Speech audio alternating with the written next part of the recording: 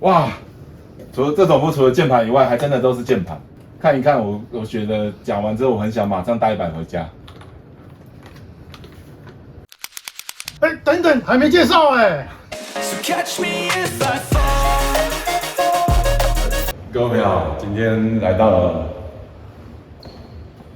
KBP 键盘天堂相信有一些玩家应该很清楚这个键盘的品牌。那我们现在就来开始。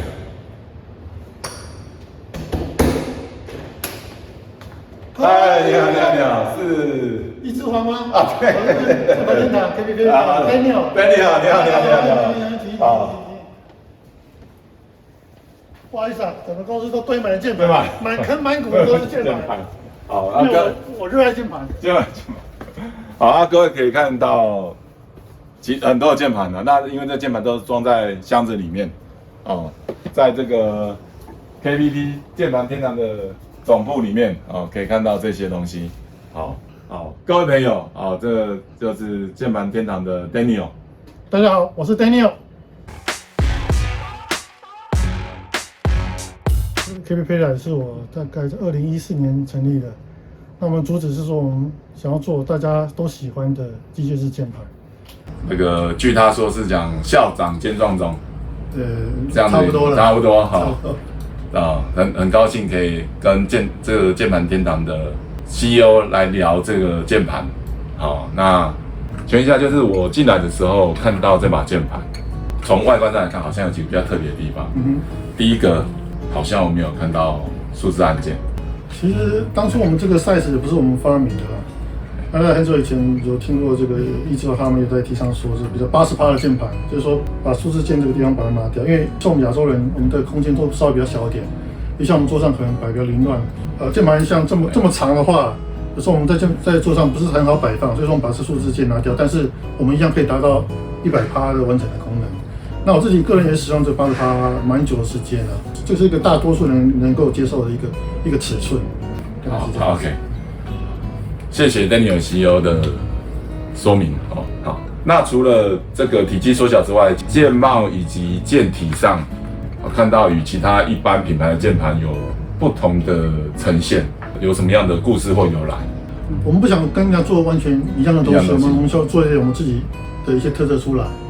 最近这几年有一个风潮是说，利用热升华的一些技术，去把一些图案压印在这个键盘上面。那我想这个是个蛮好的一个 idea。然后一些时间的市场调查发现是说，不管是我们亚洲人或者说外国人，他们对日本传统文化它有相当的风靡。日本他们有一个国画叫做浮世绘，不知道大家有没有听过？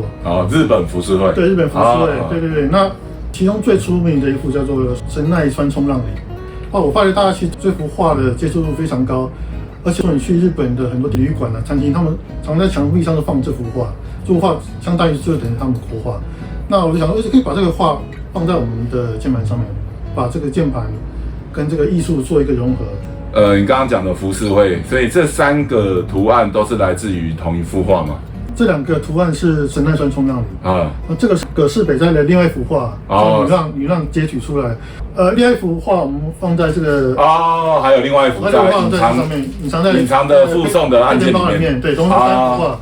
那在我们包装标语看来，这总共是3幅画，在弄到我们这个表现上。外盒有介绍，对不对？就在这里，外盒有介绍。就像大家所知道，这个热升华技术其实是有点复杂，而且是有点费工。相对来讲，它成本是稍微比较高一些。那但是就我的立场来讲，我不希望说 KBP 的东西是非常贵、高不可攀的。我希望是说不用太多的钱，但你可以享受到非常好的一个 CP 值的东西。我们将这主要的 focus 的重点是在这3幅画上面。那其他键盘部分，我们是用双色射出的做法，达到一个成本跟我们想要的表现效果，会把它融合在一起，而且大家是可以接受的一个方法。你的双色是 PPT 键帽 ，PPT 要双色射出，是 PPT 双色射出的键帽。对，Daniel 有提到说中间有历经一些困难。对，这个有办法聊一下吗？还是说？可以。其实热升华技术是蛮久以前就是用在键盘上面的，但是因为成本时效的关系，后来这个技术慢慢就是大家不用，就不见了。但是这几年开始慢慢又有人出来用这个东西。这个外包商来讲，他们刚开始做花了蛮多东西去克服，就比如说你要压的很清晰，而且在键帽它不是个平面的东西，它是个曲面的东西，等于说是它是2次的加工。你键帽键盘重新在受热的时候，它有时候会产生一些我们想不到的一些东西出来，比如说你图案可能会变形，或者说你键帽甚至会变形。键帽有变形哦，这说起来好像辛苦不足外人道的那种感觉。对，所以花了蛮多功夫，到后来他们技术慢慢成熟之后，就是我们大概可以要的东西，可以到了可以接受品质，所以才发表出来，也是可以量产的东西这样。好，所以这个图案也不是说各位想的哦，只要我想到一个 idea 印在键帽上，这些就解决了。事实上，对于 Daniel 来讲，他可能历经好长一段时间克服了，他才能把这样的图案给发表出来。对，因为量产是需要一点时间。好，然后我刚才有发现一件事情，就是我们谈的主要是这3颗键帽嘛，很鲜明，我们很容易知道。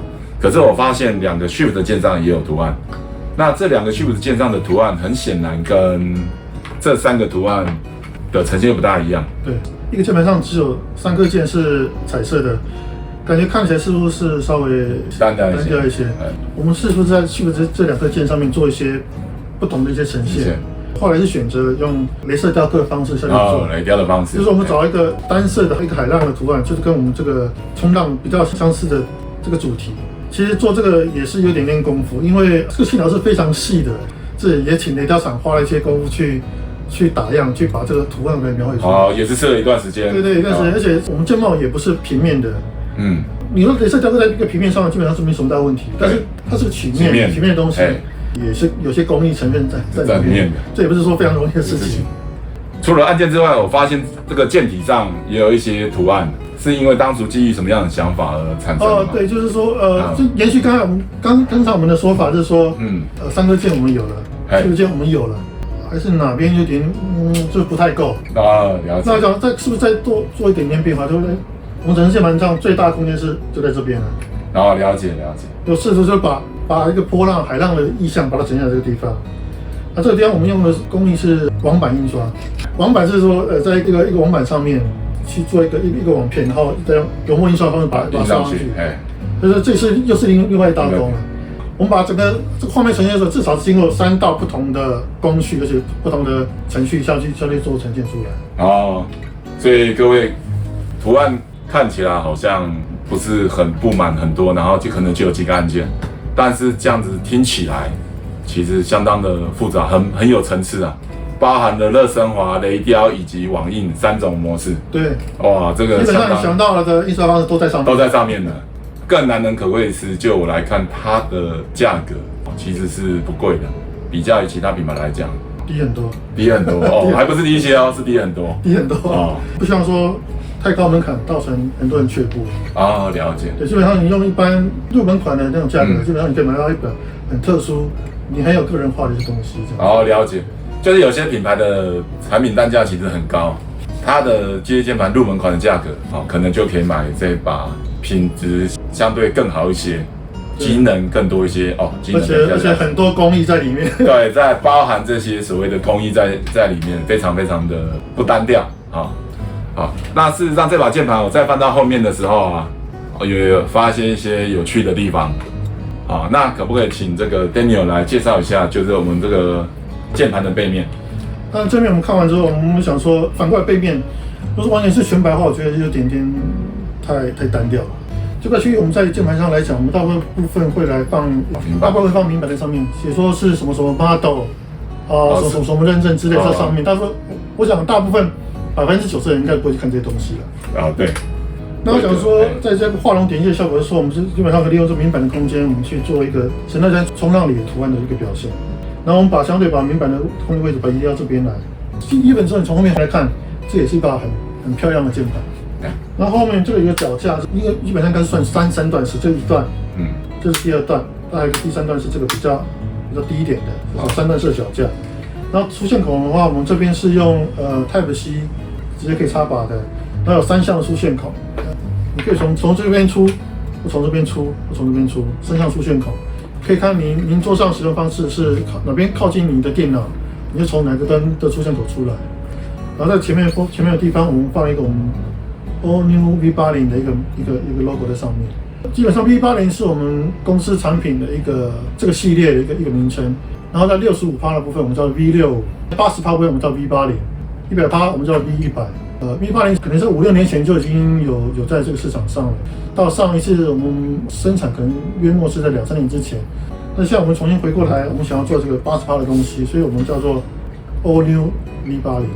对，换句话说，之前其实已经出过80%的键盘了。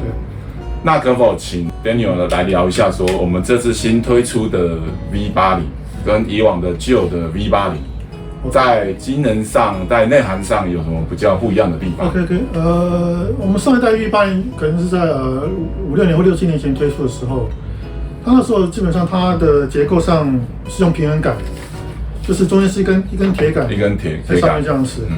那这个结构方式是某一个国际的大品牌 F 牌，他们觉得平衡杆的方式是这个手感会比较好，因为比较不会有干涉的问题。就我自己看来，就是说，如果铁杆会产生不少的那铁杆那个砰砰砰的铁杆声音，所以说 F 牌他们会在铁杆部分加了很大量的润滑油在里面，就是会在消音，就像去除铁杆的声音来。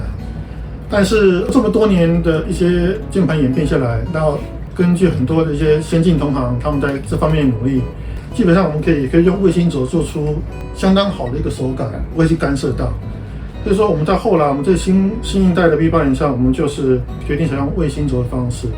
如果说你是用一个平衡杆的话，你平衡杆拔起来之后，有时候你不太知道怎么把它装回去因为它旁边还有小道会掉到，那很不好装我个人也有亲身的经验卫星轴的话，我们在里面有加一些润滑质在里面，就是说增加它消音的效果。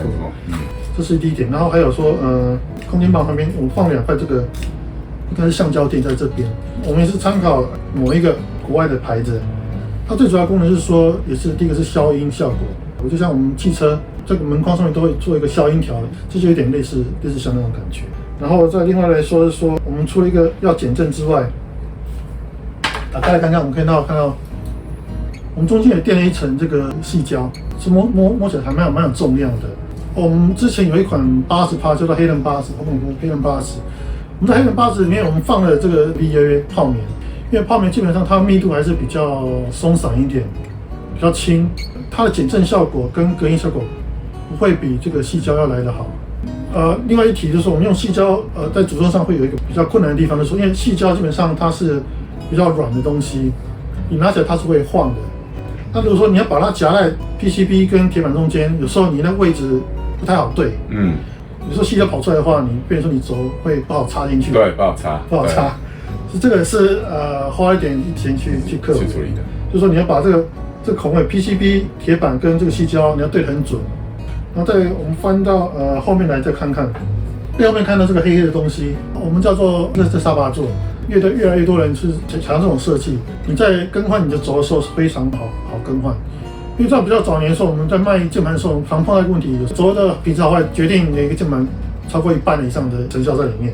但如果说你今天轴如果万一你坏掉的话，我们是可以修理是没错，但是以前的做法是因为你要过吸炉，我们必须要去解焊它拔起来，再换一个，再重新再焊一次。这工序上是比较麻烦，非常麻烦。也是以前 DIY 玩家的乐趣，自己拿着焊枪嘛，对，把它解焊掉，对。现在有了这个热插拔的科技在里面的时候，对我们这种比较入门的人来讲，你要做一个更换轴的话，就变得方便了许多。你只要拿个镊子把它拔起来就可以了，然后换进去可以了，这非常的方便。当然，这个 Daniel 讲的是维修上的命题意义，对不对？但是其实我相信有更多的使用者是想要自己换不同的手感方便。对，没错。对。尤其像这几年来讲，我们在市面上或世界上看到很多奇奇怪怪我们听过轴。那如果说你有这个热插拔座的话，你就可以很容易去更换你的轴体。那再补充一点，就是说上一版在以前做的时候，我们是用这 SMD 的技术，就是用表面粘着的方式，用机器这样打上去的，有点像是把它粘上去的。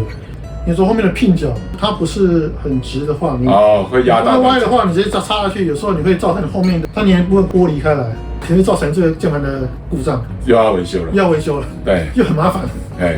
我们后来又针对这一点去说，在这个焊点的部分去做一个改进，就打2个小洞下去，就让那个细都吃到 PCB 里面下去。粘着力会更强，更不容易剥落。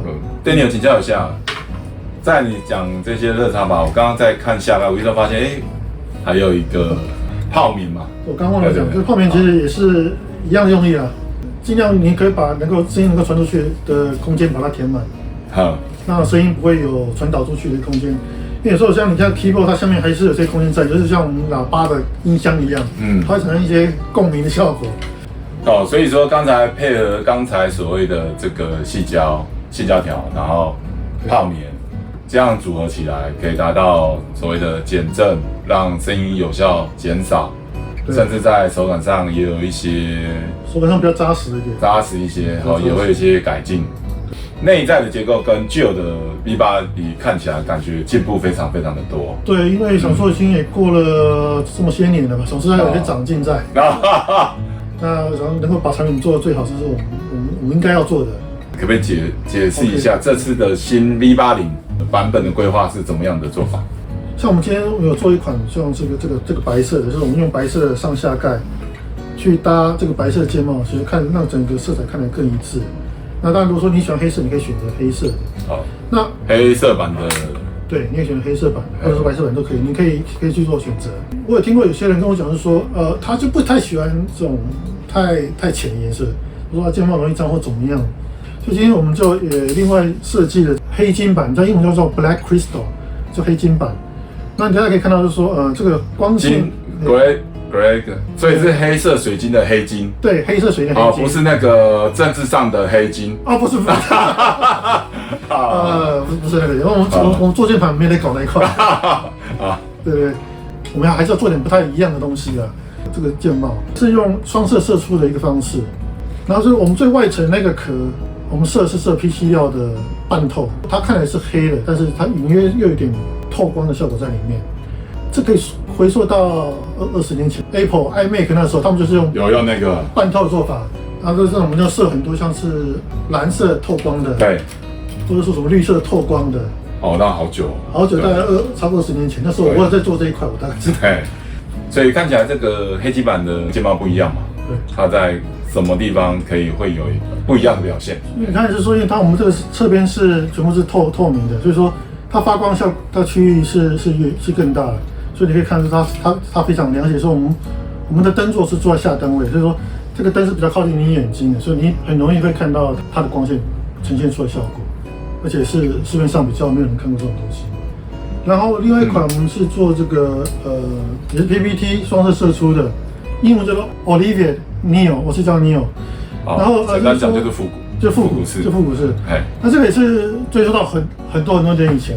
这种配色是好像是来自意大利，它的好像是个类似像打字机的，它的配色这样出来的。